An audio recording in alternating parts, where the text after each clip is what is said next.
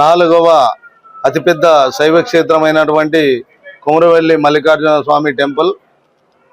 ఈ టెంపుల్కు మన తెలంగాణ కాకుండా ఆంధ్రప్రదేశ్, ఒరిస్సా, కర్ణాటక తదితర రాష్ట్రాల నుంచి పెద్ద ఎత్తున భక్తులు వస్తారు.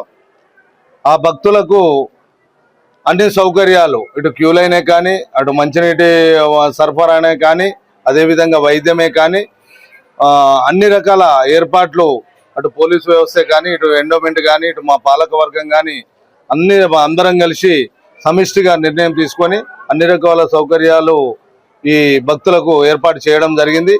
కాబట్టి భక్తులు కూడా అధిక సంఖ్యలో ఈ సంవత్సరం డిసెంబర్ 14న కళ్యాణంతో స్టార్ట్ అయిన ఈ జాతర ఫస్ట్ వారం, సెకండ్ వారం, థర్డ్ వారం, ఈ ఫోర్త్ వారం నడుస్తూ ఉన్నది. ఇంకా 4-5 వారాలున్నాయి. మార్చి 18 వరకు ఈ జాతర కొనసాగుతుంది. ఈ జాతరను ఈ 4-5 వారాలు భక్తులే కానీ, మా కమిటీ సభ్యులే కానీ, అర్చకులు కానీ అందరూ, ప్రతి ఒక్కరు కూడా, పోలీస్ సిబ్బంది కానీ అందరూ కూడా ఇప్పటి వరకు విజయవంతం చేశారు. భక్తులు కూడా సహకరించారు. ఇక ముందు కూడా ఈరోజు మహాశివరాత్రి సందర్భంగా చాలా పెద్ద ఎత్తున భక్తులు వస్తారని మేము ఆశిస్తున్నాం. రావాలని కూడా ఆ మల్లికార్జున స్వామి ఆశీస్సులు తీసుకోవాలని కూడా కోరుకుంటున్నాం.